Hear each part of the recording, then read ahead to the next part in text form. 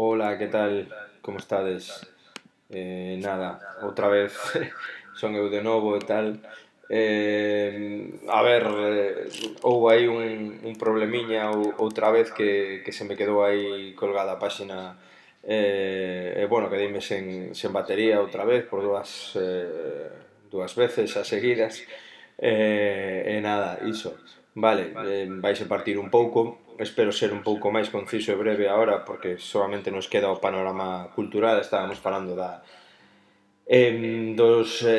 aspectos económicos de fora, entón vou tratar rápido isto e un pouquiño para que vexades o tema do panorama cultural e rapidamente vamos pasar xa a poesía no exilio, non? Un pouco para que non se nos pase tan rápido o tempo, non?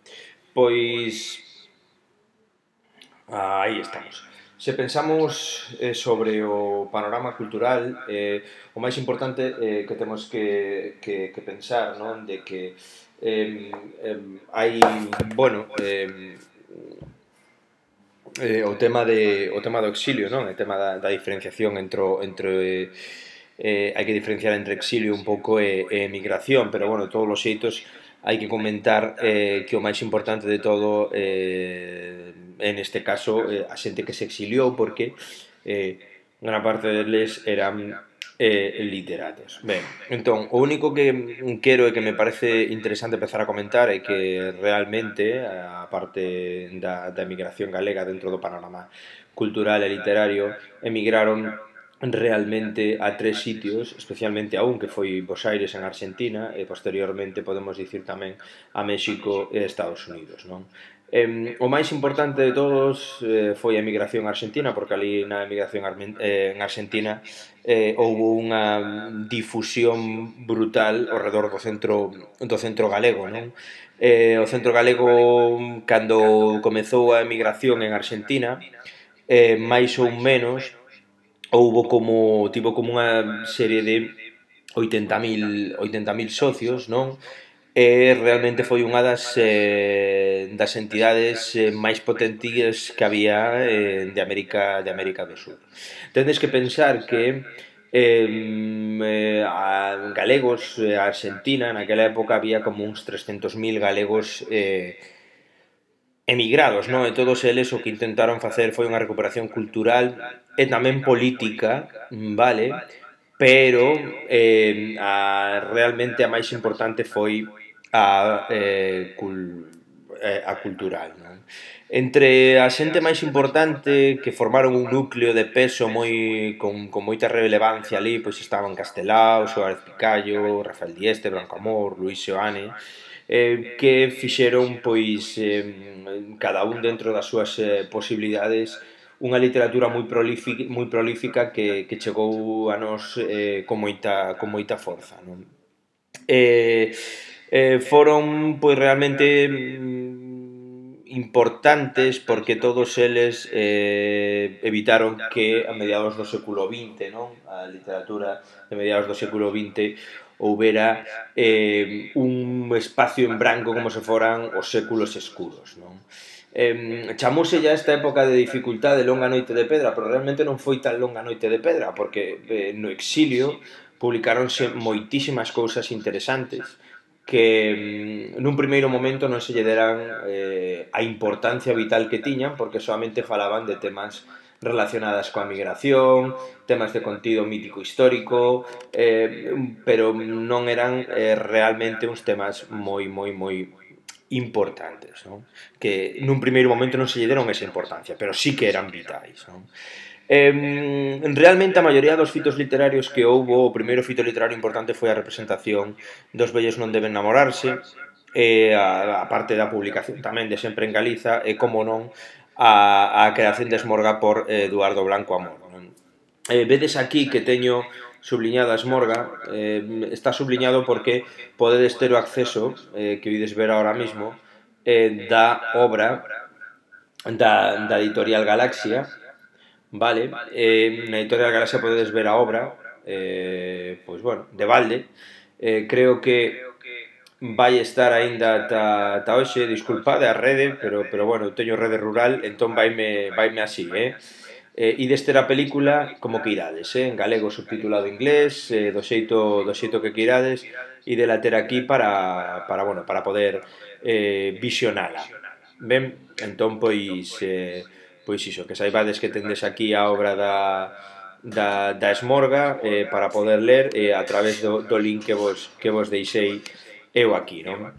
Dentro, aparte, bueno, desta publicación de Esmorga e tal, dentro da poesía, pois temos tamén persoeiros como Luis Oane, Emilio Pita, Lorenzo Valera, que logo veremos máis adiante. Pero os fitos máis importantes que houve naquela época foi a creación de editoriais, non? Editoriais como Galicia, Atlántida, MC, Nova, Alborada, que crean como actos de difusión do galeguismo e tamén fan moitas exposicións, representacións teatrais, e moitísimos programas de radio, non outras cousas, non? Edítanse tamén xornais e revistas como Correo Literario, Galicia Emigrante. Todas elas teñen como centro a Luis Seoane, a Lorenzo Varela e moitísima xente, non? Dentro da música hai que dicir e ter en conta tamén que son importantes o famoso Orfeón Galego e o coro de Lembranzas Ultrella, non? Que este coro pois divulgaba cancións populares galegas, non? Entre outros. Por último, había audicións radiofónicas. Sabedes que as audicións radiofónicas foron moi importantes naquela época porque foron unha difusión en todo o mundo de todo tipo de contos e de lecturas realmente en directo, onde a xente contaba historias deste tipo pola radio. Vale, entre elas pois temos Recordando Galicia, Galicia no aire, Galicia emigrante como as máis importantes, non? Deixando xa do lado o centro da Argentina, temos que irnos ao centro de México e a maioría do exilio que estivo en México e tamén en Estados Unidos. Podemos falar deles realmente de xeito unido, non?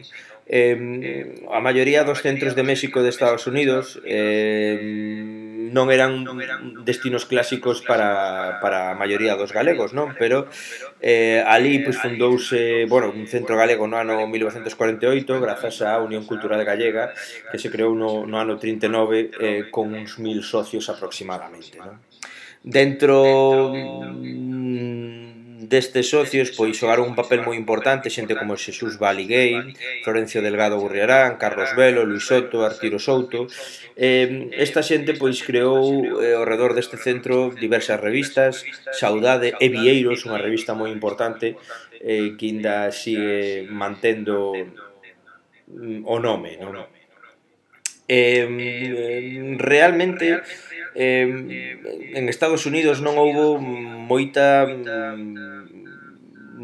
cousa importante, non? Unha proxección bastante menor porque pois a xente pois era moi escasa, a xente que había ali, entón pois a aportación cultural non era non tivo tanta difusión, pero si foi importante, non? Sobre todo xente como Ernesto Guerracal, Emilio González López ou Xosé Rubiá Barcia, que a través das súas aportacións culturais pois comezaron a ter bastante difusión en universidades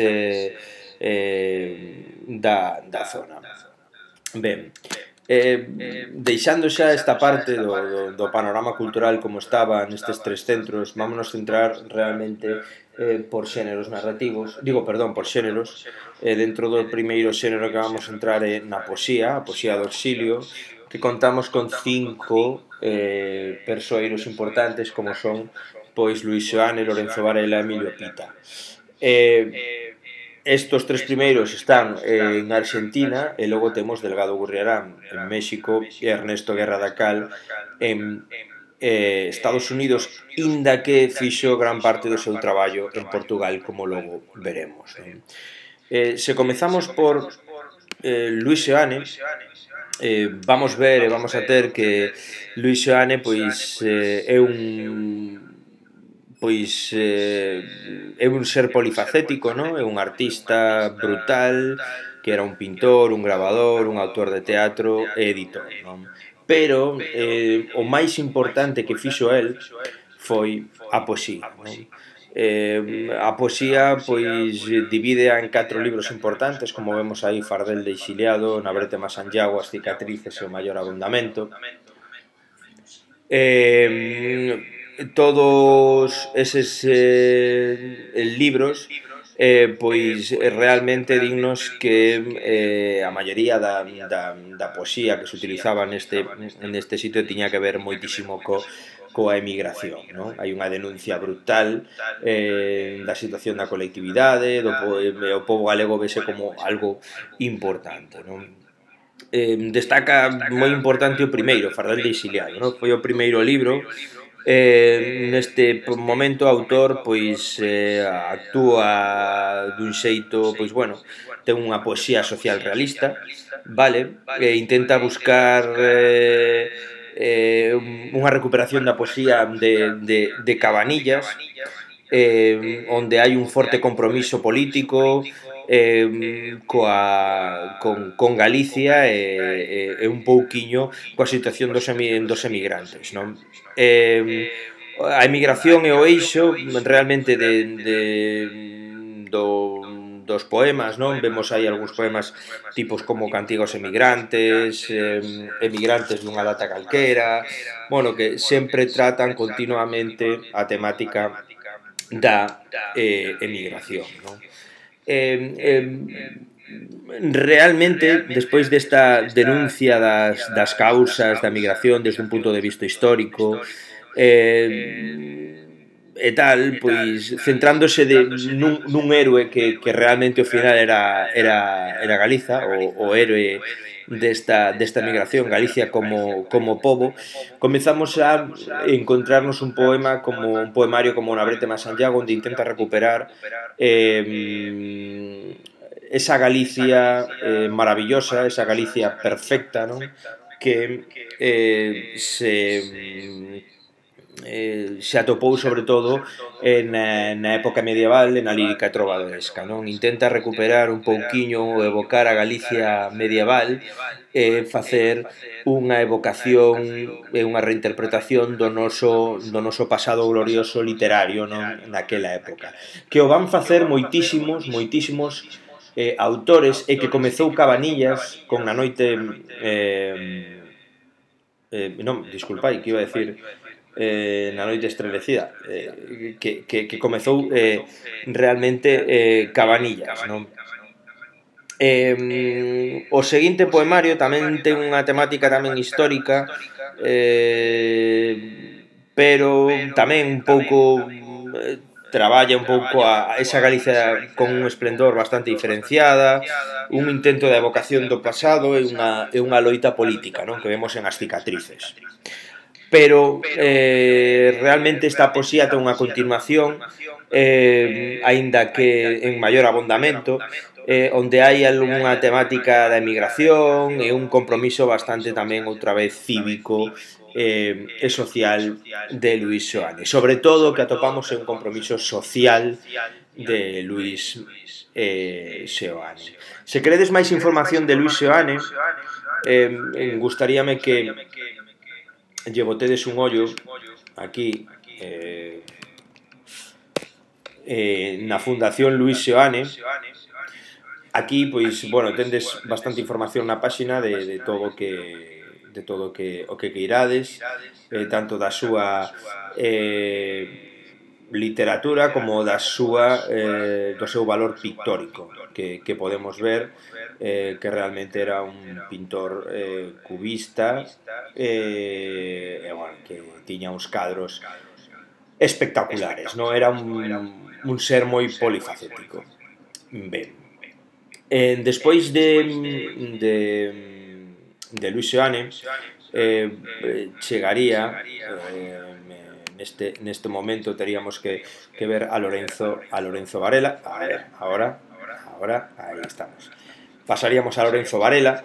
Dentro de Lorenzo Varela, pois, hai que dicir que ten dúas obras importantes que son 4 poemas para 4 gravados e Lonxe, sobre todo Lonxe. Pero antes destes poemas, estes poemarios galegos, temos que dicir que se dedicou a escribir en español, sobre todo elegías españolas, Torres de Amor, son obras publicadas en castelán, non?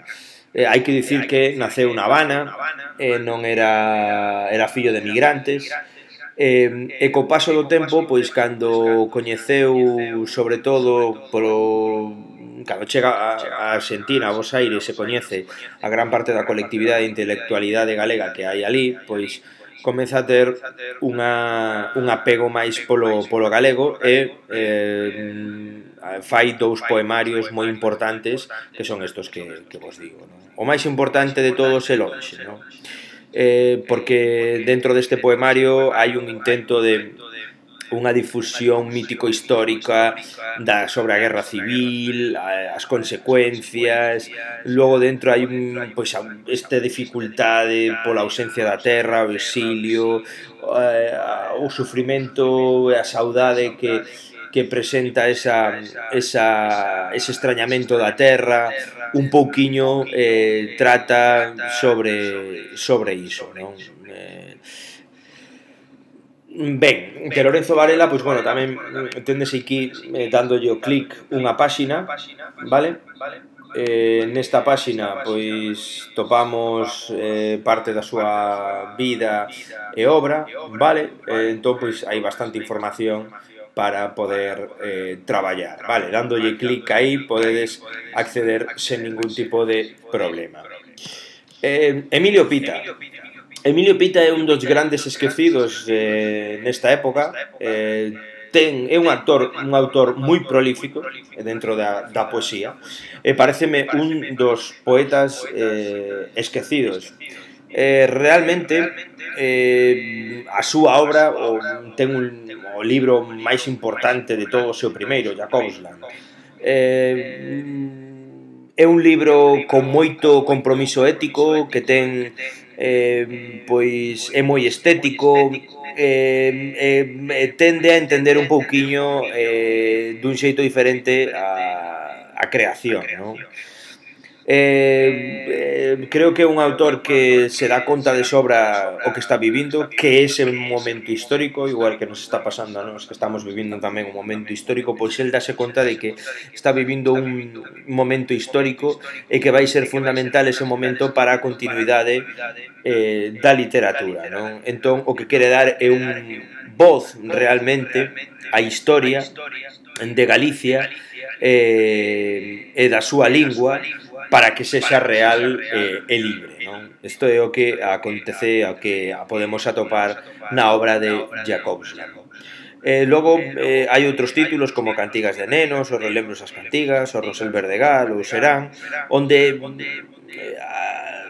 hai unhas obras de continuación sobre a xeración do 25, donde hai moita musicalidade, moita imaxe, que é o máis importante do libro. Cando falamos de xeración do 25 estamos falando das vanguardas e da importancia delas. É unha continuación esta poesía do exilio do que se facía antes da guerra, non? Para que non se perdera ese modernismo que estaba chegando á literatura e á poesía. Realmente, despois de Emilio Pita, pois xa teríamos que deixar, bueno, Emilio Pita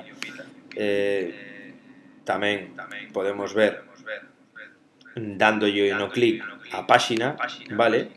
Aquí hai un ficheiro coa súa vida, un pouquiño comentándonos todo, polo tanto, bueno, é importante, pero tamén dentro dunhas limitacións que nos explican un pouquiño pormenorizado todo, vale? É un estudo que hai sobre el, unhas paxiniñas da súa vida, con quen se comunicou, con quen non.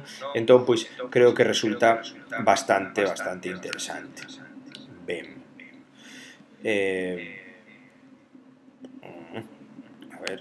A aquí, moi ben.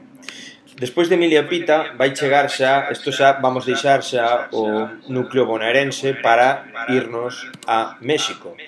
Dentro de México topamos outro poeta esquecido, é un poeta de dúas épocas, un poeta anterior da guerra, que estaba moi ligado, completamente ligado a Amado Carballo e o ilozoísmo, vale, foi director da revista Vieiros tamén, entón pois é un persoeiro bastante importante, non? Despois de escribir a Bebedeira esta poeta cunha poesía completamente ilozoísta, logo comezou a facer unha poesía pois completamente paisaxística, onde falaba da terra, moito romanticismo e sobre todo modernismo, vale? Entón, pois, aí vemos nestes en Galicia infinda, en Cantarenas, en poemas do 34, 80 e o soño dun guieiro, todo este tipo de poesía, vale? Modernismo, paisaxismo, evocación paisaxísticas da terra, un pouquiño porque todos o facían, no? Realmente botaban a de menos este paisaxismo, esta evocación ao mar, os montes frondosos, verdes e tal de Galicia, pois a chuvia incluso sempre era un recurso para lembrarse dela. Ben, por último, dentro da poesía, temos que acabar con Ernesto Guerra da Cal, do exilio americano, que logo radicouse en Portugal, estivo sempre en Portugal, por iso a maioría dos seus escritos están en portugués ou en parte en norma que se chama reintegracionista. Ernesto Guerra da Cal pois foi, xunto a Eduardo Blanco Amor, o que participou nos poemas de García Lorca antes da guerra. El foi o que se preocupou da parte de lingua deses poemas que publicou García Lorca, que sabedes que Eduardo Blanco Amor fixo un prólogo desa obra.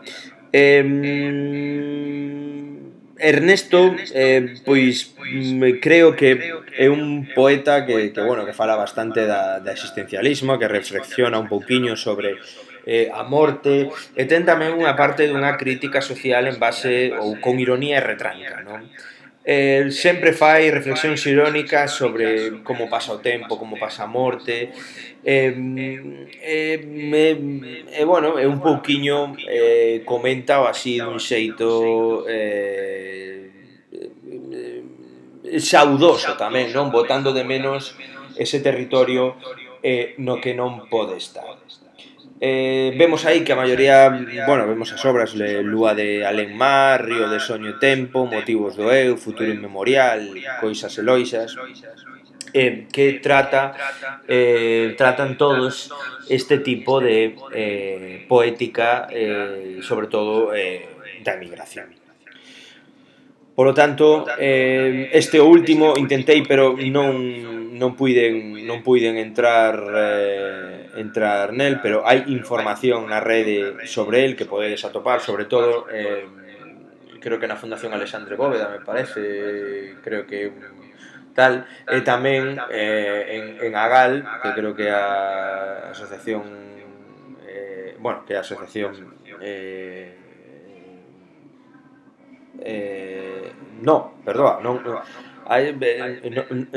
non recordo ahora mismo en que asociación é, estou dubidando, pero hai un sitio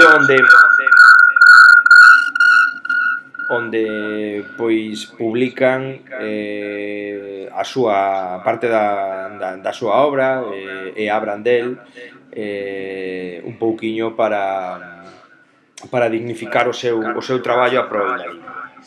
Bueno, despois disto solamente nos quedaría a narrativa e o teatro.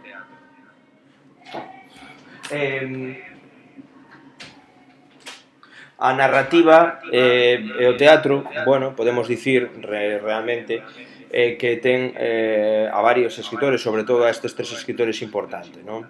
A maioría da narrativa creada nesta época pois ten un pouco que ver coa guerra, unha narrativa centrada no desterro, que non se valorou como se debía simplemente porque despois chegaron outros grandes autores como Blanco Amor, Cunqueiro e Fole que, pois, bueno, realmente fagocitaron todo, eses autores pois pasaron por riba e oscureceron o gran traballo que fixeran estes tres grandes escritores, non? Estes pobres escritores recibiron un doble trauma, non? Un exilio que foi o exilio realmente despois da guerra, como un exilio tamén literario no que foron pasados e sempre son pasados por riba, sen pena nin gloria, porque tamén pois temos que dicir que toma a maioría da súa literatura unha literatura completamente popular ou onde a maioría dos protagonistas teñen un corte popular moi grande, non? Se nos vamos a centrar xa en cada un, en Ramón de Valenzuela, que escribe Non agardei por ninguén e Era tempo de apandar, ten máis obras, non? Pero estas dúas creo que son as máis importantes, non? Aquí, pois, bueno, fala un pouquiño dun guerrilleiro que pasa do exército franquista, bueno, a ver, hai tres partes dentro da novela, pois máis ou menos no que hai unha especie de aventura, espionaxe, bueno, realmente ao final o que intenta é unha interconexión máis ou menos entre o home e a natureza, non? Falamos da marxinación do mundo rural, injustizas sociais, os ataques, a loita, bueno, ataques aos guerrilleiros, o conflicto, a loita galeguista, bueno, intenta, por exemplo, conectar coa tradición fidalga, un fidalgo culto, con ideoloxía pois patriótica e galeguista, non? Un poquinho progresista, non o fidalgo normal que podíamos ver en Otero Pedrallo, ese fidalgo de Os camiños da vida, que bueno, que fala un poquinho dunha representación dunha fidalguía pouco galega, non? Digámolo así claramente, non? Na seguinte obra, en Era tempo de apandar, pois a ver, contase pois bueno, a vida en Francia, a repatriación desde as cárceres, dende Francia as cárceres españolas, non? Ese doble sufrimento outra vez. Describe un pouquiño a posguerra,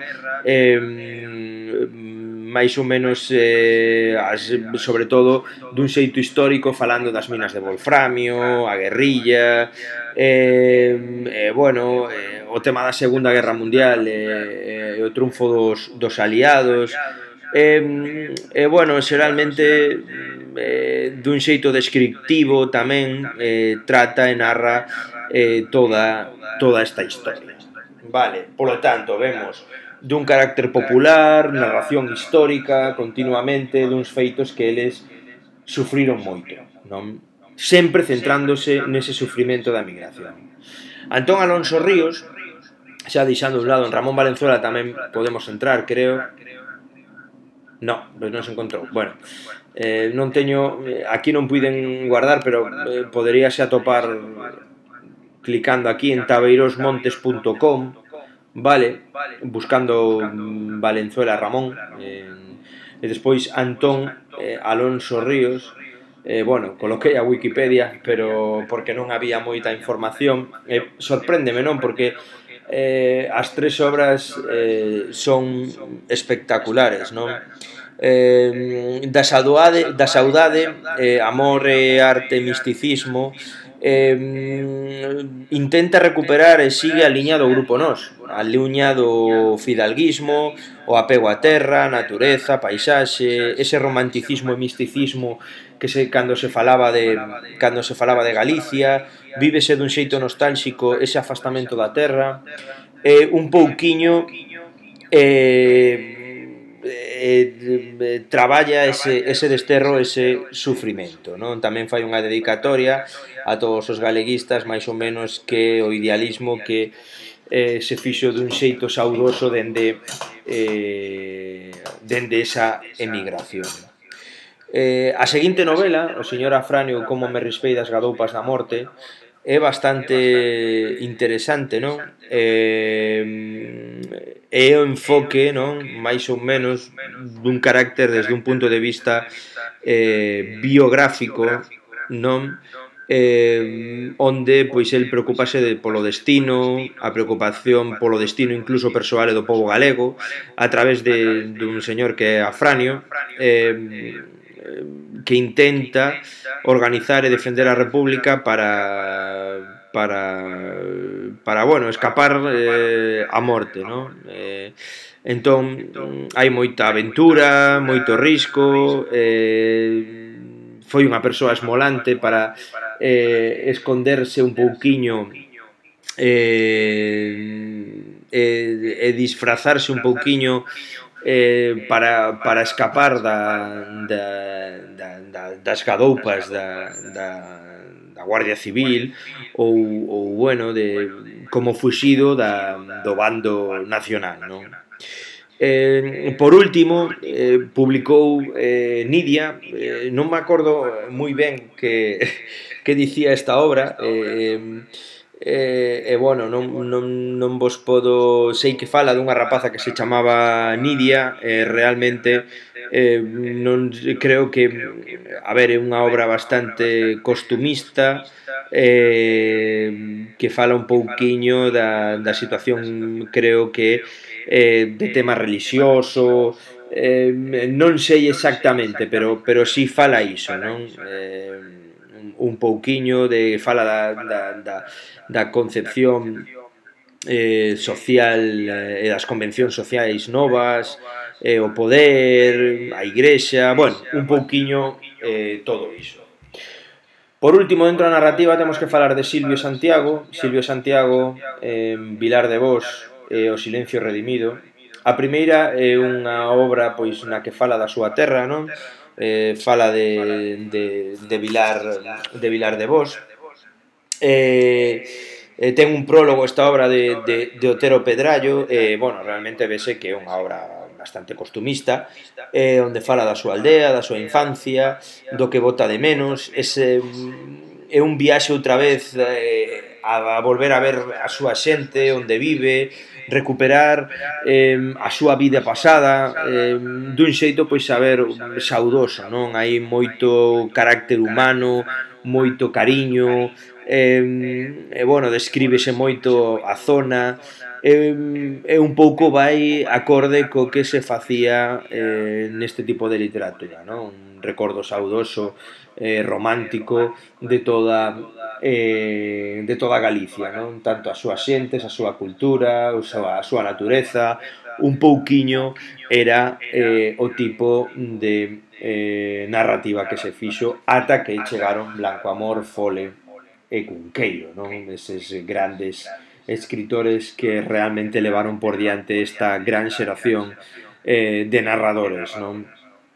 Por último, a obra de O silencio redimido, esta segunda novela, pois coita pois un pouco a traxedia da guerra, non? A traxedia do que sufriron moitísima xente tendo que irse, enfrontándose ideolóxicamente familias, entre elas, e bueno, que todo creou violencia, persecución, sufrimento, e todo ten en parte unha parte autobiográfica, non?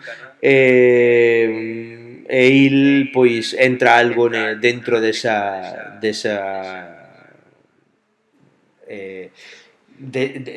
sufrimento, non? O mesmo sufrimento que ten o personaxe Carlos, non? Realmente logo tamén hai narrativa curta, pero non considero falar dela, aínda que si hai que ter en conta Antonio Baltar Domínguez e Xosé Núñez Búa, vale, tamén Ramón Valenzuela escribiu O Naranxo, vale, pero en principio quero comento así por riba, nada máis. Vale. Pois nada, xa estamos finalizando, e para rematar, pois, bueno, quería comentar o teatro. Vale, dentro do teatro temos o teatro popular e culto, aínda que, bueno, chamanlle popular porque se fixo a través da Varela Buxán, non fixo a través dunha compañía, a compañía Maruxa Villanueva, que leva o nome da actriz que traballou xunto a iba a decir Tacholas. Sí, Tacholas, creo que sí, é Tacholas, sí, que non quero equivocarme, o outro é o outro actor. É moi popular, sobre todo Varela Buxán, non somente porque foi un poeta, digo, perdón, un dramaturgo importante, non? Senón porque tamén foi o primeiro en comezar a representar todas as obras en Bos Aires, non? Ali na emigración. Tamén é importante porque foi o que levou adiante a obra de Os vellos non deben de enamorarse, de Castelao, non? Que vemos aquí e que podemos ver o vídeo se lle damos o clic, vale? Se lle damos o clic aquí en Os vellos non deben de enamorarse, poderemos ver a obra, non? É unha obra teatral que gravou o Centro Dramático Galego no ano 2000, polo tanto, a ver, é bastante interesante, non? A parte de Varela Buxán, coa compañía Maruxa Villanueva, que, bueno, deulle un impulo brutal ao teatro galego, temos tamén a Ricardo Flores, non? Ricardo Flores, pois bueno, creou o cadro de declamación de Luis Freire, non? Estreou dúas obras que vemos aí, Paraíso son teu amigo e Uxío, e hai outro tipo de obras non tan coñecidas que tamén teñen un carácter de teatro regionalista, non? Pero o máis importante é Varela Buxán.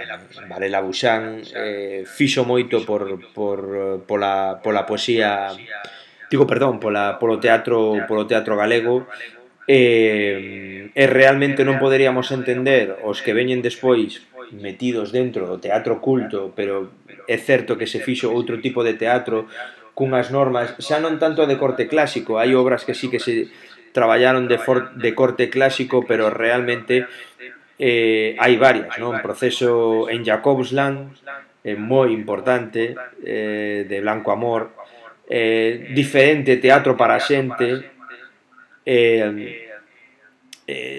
farsa para títeres tamén, esquema da farsa tamén vedes, todo trataba sobre as farsas, sobre a farsa, pero, por exemplo, en A Soldadeira non ten nada que ver, igual que en Os vellos non deben de enamorarse, tanto coa escenificación como os temas da obra, non? Vemos que Luis Soane, ao traballar coa Soldadeira, pois intenta recuperar a figura doutra gran loitadora galega, non? Poderíase ver un pouco a tradición, pois, dunha Soldadeira, non? Sabedes realmente o que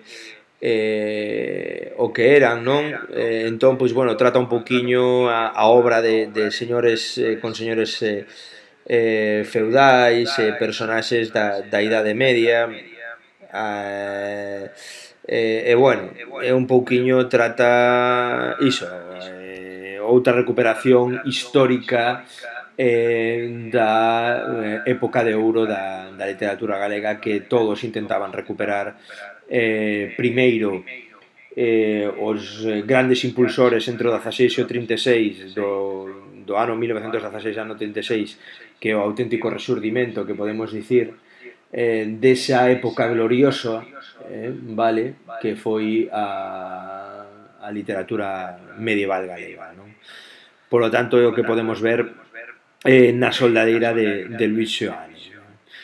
En principio, pois bueno, nada máis, vale, creo que me estendín bastante sobre o tema, e aquí vou deixar pois uns exercicios. Podedes entrar aquí na Biblioteca Virtual Galega, vale, entrades aquí e podedes consultar libros de varios autores para que o vexades,